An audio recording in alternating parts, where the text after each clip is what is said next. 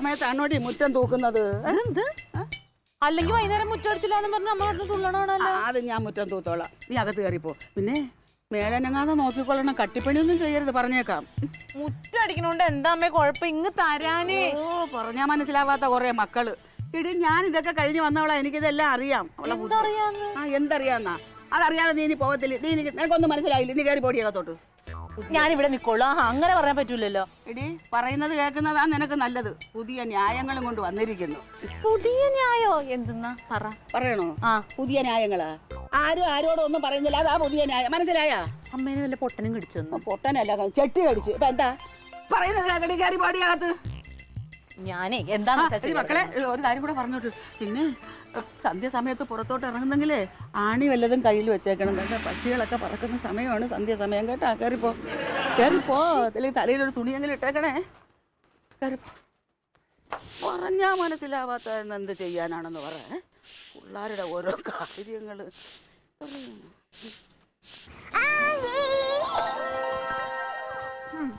എന്തൊക്കെയുണ്ട് സ്കൂളിൽ വിശേഷം? ടൈം ടേബിൾ കിട്ടിയോ? എന്നാ തുടങ്ങണേ?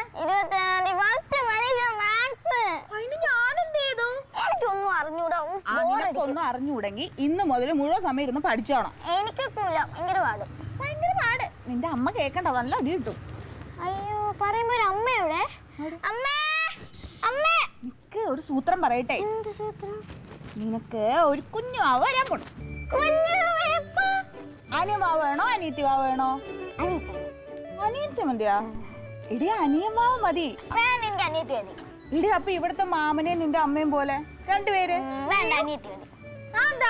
അയ്യോ, ഇവരുടെ പോലെ ആണെങ്കിൽ ഫുള്ള് വരക്കായിരിക്കും. അതെ, കഥ പറഞ്ഞോണ്ടിരിക്കാതെ വേഗം പോയി യൂണിഫോം മാറ്റിട്ടോ. ഞാൻ പാല് തിളപ്പിച്ചു വെക്കാം. അമ്മ ഒന്നിനും വിളിക്കണ്ടാട്ടാ.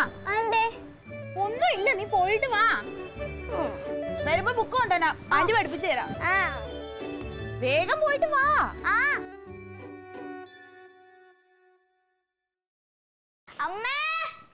വന്നോ? പെമ്പോ ഇടുപ്പ് മാറ്റിക്കേ. അമ്മ ഒരു കാര്യം അറിഞ്ഞോ? എന്താടി? അമ്മേ, ജമന്തി ആന്റിക്ക് മാവ് വരാൻ പോണ്. സത്യം. നിന്നോട് ആര് പറഞ്ഞു? ഈശ്വര, എന്ത് പറഞ്ഞു? എന്റെ അടുത്ത് ചോദിച്ചേ അനിയൻ വേണോ അനിയത്തി വേണോന്ന്. ഞാൻ പറഞ്ഞു അനിയത്തി അതിന്ന്.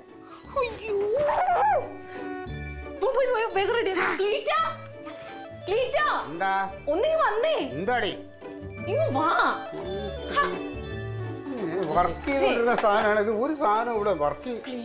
എന്താടി എന്താ നിനക്ക് ഇത്ര വലിയ സന്തോഷം? ജമന്തിക്ക് വിശേഷം ഉണ്ടെന്ന്. ബർത്ത്ഡേയാ? വിശേഷം എന്ത്? ക്ലീറ്റോ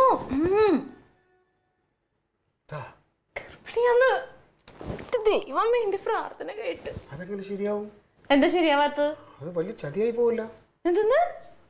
എടീ, നമ്മളെ മോള് മാത്രം അനുഭവിക്കേണ്ട സ്വത്തെല്ലാം കൂടി ഇനിയിപ്പോ ആ കൊച്ചിന് ഒരു ഓഹരി പോവില്ലേ?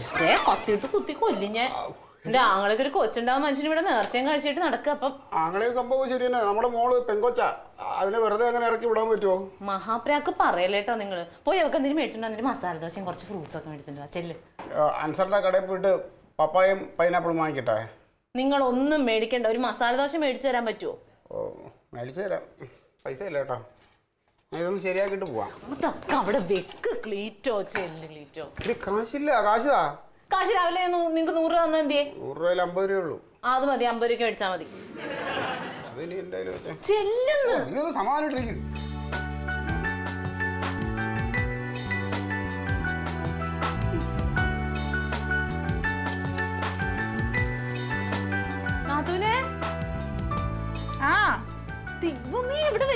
എന്താ തുടക്കണ്ടേ? എന്തേ കാണിക്കണേ? ഈ നേരത്തെ അങ്ങനൊന്നും ചെയ്യാൻ പാടില്ല. എന്നോട് പറഞ്ഞില്ലല്ലോ നാത്തു. എന്തെന്ന്? തക്ലിയോള് എന്നോടെല്ലാം പറഞ്ഞു. ഇവിടെ വന്നേ, ഞാൻ തുറന്നു കൊടുക്കി തന്ന. അതൊക്കെ പിന്നെ ചെയ്യാം.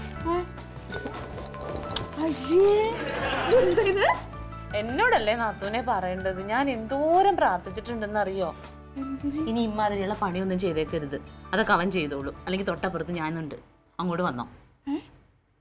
എന്താ തിന്നാൻ തോന്നണേ? എനിക്കൊന്നും തോന്നാണല്ലോ. ഇപ്പൊ തോന്നില്ലെങ്കിലും കുറച്ചു ദിവസം കഴിയുമ്പോ തോന്നി തുടങ്ങും. മസാല ദോശ, പച്ചമാങ്ങ. Alien versus Alien.